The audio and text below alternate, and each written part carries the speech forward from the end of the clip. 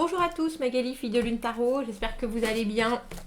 J'avais envie de faire un tirage et je me suis laissée emporter par ce tirage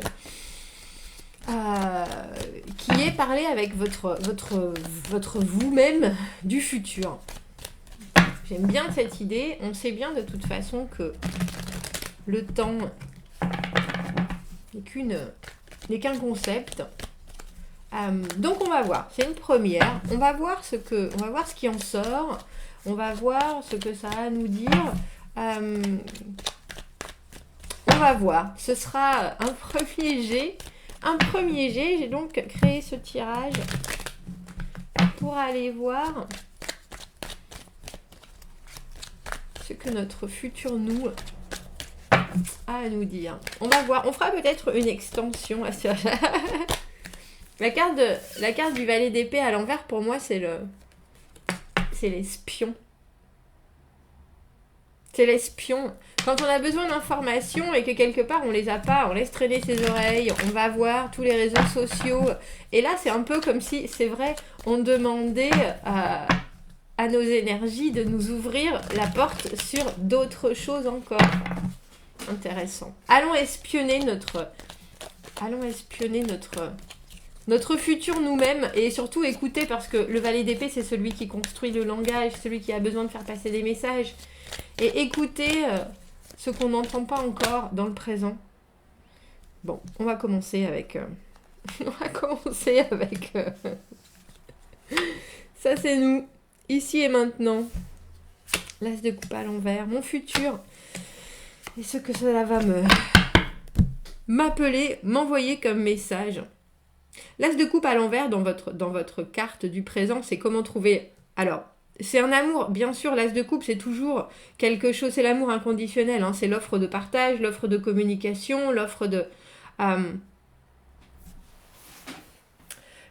Mais cette carte à l'envers, justement, tout ce qu'on a sur le cœur, non seulement on n'arrive pas forcément à l'échanger, on n'arrive pas à le ressentir de manière très claire pour pouvoir l'exprimer, le faire couler, le partager. Il y a quelque chose de très... J'ai peur je me retiens d'exposer mes sentiments, de donner mon amour, de recevoir aussi, parce que la carte de l'as de coupe à l'envers, enfin la carte de l'as de coupe dans le tarot de Marseille, elle a un beau chapeau dessus, hein. Tout est contenu, tout est maîtrisé, les émotions, les ressentis. On va voir ce que notre personne du futur... Voilà ce pourquoi il vous remerciera.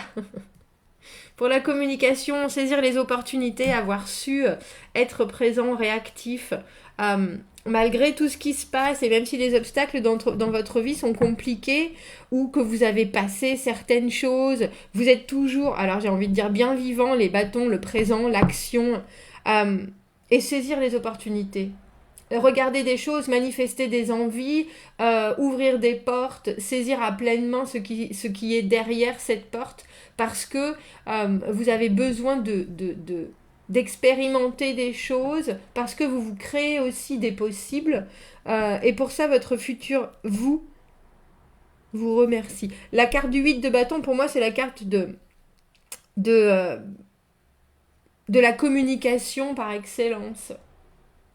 Alors, il y a aussi savoir que on vous remercie pour ne pas vous être précipité vers, pour avoir réfléchi à ces opportunités, pour y avoir pensé, pour avoir su parfois arrêter cette communication, la reprendre au bon moment. Il y a des moments où on se crée des opportunités et il faut choisir la bonne, et on a l'impression que votre futur vous dit « tu as bien vu quand il fallait regarder, quand il fallait attraper des nouvelles possibilités et quand il fallait les laisser en suspens. » Il y a une rythmique aussi sur les choses qu'on a envie de voir arriver et le temps qu'on peut prendre à accepter la bonne chose. Alors, votre futur vous demande de vous concentrer sur la reine de denier. Alors j'ai envie de dire votre organisation tout d'abord, votre capacité à créer, à produire sur du long terme, vos valeurs aussi, parce que les deniers c'est la valeur. Qu'est-ce qui vous importe? Qu'est-ce qui vous fait continuer à, alors non seulement accepter et puis gérer et puis produire encore ou justement produire de nouvelles possibilités, mais qu'est-ce qui vous nourrit? Parce que dans la reine de denier, il y a quelque chose de très ancré.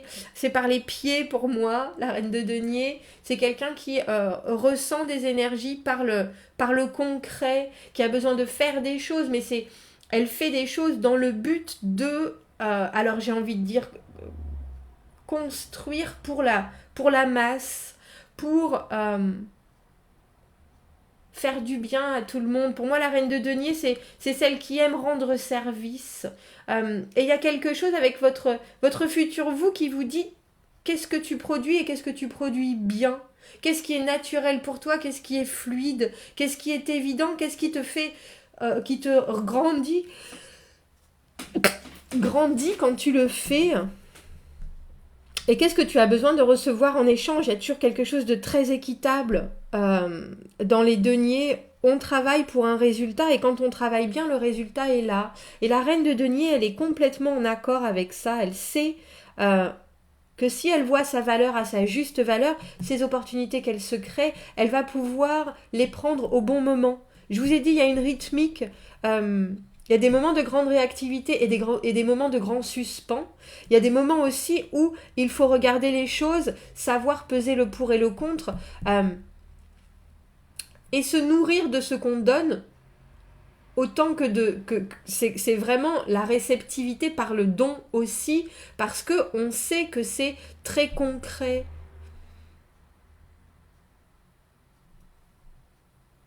Et j'ai envie de dire, votre futur vous dit de vous concentrer sur vos qualités, mais c'est des qualités qui sont primaires, c'est des qualités qui sont primales, c'est des qualités que vous avez depuis que vous êtes né, c'est des choses qui sont pour vous, comme je disais, complètement fluides, organiques, naturelles. Quand on dit, je sais pas, on disait de vous quand vous étiez petit, ah ben celle-là elle a peur de rien. Ben voilà, il y a des choses où vous avez de façon évidente la capacité à aller vers des nouvelles choses, ou au contraire, oh ben celle-là elle préfère être dans son coin toute seule. Il y a des gens qui ont besoin d'être en solo et qui de cette manière vont complètement s'épanouir et toucher mieux d'autres personnes ou se placer mieux dans leur vie parce qu'ils ont trouvé leur niche, j'ai envie de dire. Et cette reine de denier, ce que votre futur vous, il vous dit, c'est quels sont tes acquis, sur quoi as-tu travaillé, mais qu'est-ce que tu as développé qui était à la base évident chez toi et qu'est-ce que tu dois accepter parce que c'est ce qui te rend toi déjà. Mais en plus, j'ai presque envie de dire, on vous demande de vous concentrer sur votre valeur ajoutée, sur ces choses qui maintenant sont faciles pour vous et que vous pouvez étendre. Mais il y a une obligation de les voir vraiment avant et de les embrasser presque. Votre futur vous dit de vous débarrasser de... On a le 7 de bâton. Le 7 de bâton, les obstacles. Alors, il y a quelque chose de très, pour moi, combatif dans le 7 de bâton. C'est ma carte d'être dans les starting blocks. De voir tout comme quelque chose qui va être compliqué déjà et de voir les obstacles et presque de se créer des obstacles, du coup, de prendre les choses, au lieu de les prendre d'une manière légère, on est tellement presque convaincu que la vie c'est dur, la vie il faut se battre, la vie... que du coup, c'est vrai qu'il y a quelque chose déjà d'une préparation presque qui est trop perfectionnée ou de dépenser son énergie sur des petites choses qu'on pourrait laisser de côté si on n'y accordait pas autant d'importance. Alors effectivement, savoir que la vie c'est fait de haut et de bas, soit, mais presque des fois se monter le bourrichon en se disant oh ça va être dur, oh ça va être compliqué et du coup reculer l'échéance jusqu'au moment où on est face du mur et là c'est compliqué parce qu'on a trop attendu ou alors s'être préparé au maximum pour au final que ça passe comme une lettre à la poste parce qu'on a juste cette tendance à voir des difficultés là où il n'y en a pas forcément. Voilà ce que votre futur vous demande de mettre de côté. Et on vous donne un conseil. Quel est le conseil de votre futur vous, justement? Ne te démotive pas. Le cavalier de bâton à l'envers, il a peur de perdre sa créativité. Il a aussi conscience que parfois il ne sait pas. Et du coup, ça peut complètement, je disais, le démotiver. On a le droit d'avoir des hauts et des bas. Par contre, effectivement, prendre, comment on appelle ça? Des collines pour des montagnes, c'est pas ça, mais c'est vrai que ça peut être bloquant, si je dois dire les choses comme ça. Surfer la vague, plus voyez où sont les opportunités et concentrez-vous sur ce qui vous nourrit aussi. N'ayez pas de culpabilité, j'ai envie de dire, à ne pas savoir faire, à ne pas savoir dire, à ne pas savoir communiquer, à vous trouver, j'ai envie de dire, c'est quoi le mot? Parce que j'avais quelque chose avec créatif ou justement pas créatif, à vous trouver, n'ayez pas peur de vous trouver banal. Le cavalier de bâton, à l'endroit, c'est quelqu'un qui est très créatif, c'est quelqu'un qui a énormément de charme, qui a énormément d'aura, qui sait toujours, qui a toutes les solutions. Et là, votre futur vous, il vous dit, si t'es pas comme ça, c'est pas grave. T'as un potentiel phénoménal complètement différent. Pourquoi? Ne te compare pas déjà et ne perds pas ton sens et ton énergie à essayer des choses qui ne sont pas toi. C'est drôle parce qu'on commence par cet as de coupe à l'envers qui vous représente, c'est-à-dire comment est-ce que je peux m'aimer mieux, comment est-ce que je peux aimer mieux les autres, pourquoi est-ce que je me retiens de certaines choses, pourquoi est-ce que je n'arrive pas à donner ou à recevoir librement, facilement. Et ça, c'est vraiment l'émotionnel. On a au milieu ce sur quoi on vous demande de vous concentrer, et ce sur quoi votre futur vous demande de vous concentrer, et ce sont vos acquis, ce que vous avez travaillé, développé, ce qui fonctionne pour vous, chez vous, et ce qui est aussi un grand cadeau pour les autres à travers vous. Et les autres, c'est des bâtons de la créativité, mais aussi de l'énergie, beaucoup dans le temps présent.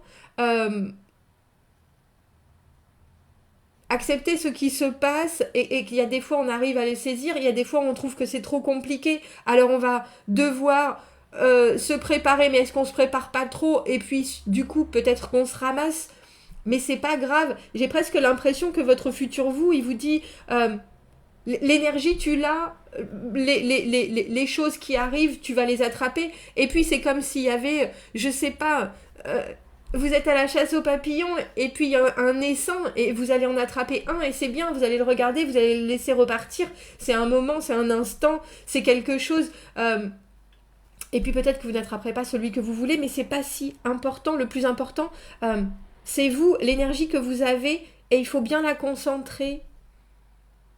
Il y a des fois avec le cavalier de bâton à l'envers, on ne sait pas comment faire les choses, et là on a l'impression que c'est pas grave, le plus important c'est de les faire, qu'elles fonctionnent ou pas. Bon, on va laisser les choses là. Je vais faire une extension parce que j'ai envie de mettre d'autres cartes. Pour voir comment les énergies se détendent. Si ça vous tente, vous trouverez l'extension juste en bas. On va voir ce que votre futur vous veut ajouter à ça. Sinon, si on en reste là, dites-moi ce que vous en pensez de ce tirage. Je pense que c'est vraiment un tirage de synchronicité. Si vous aviez besoin d'entendre ça ici et maintenant, c'est ça.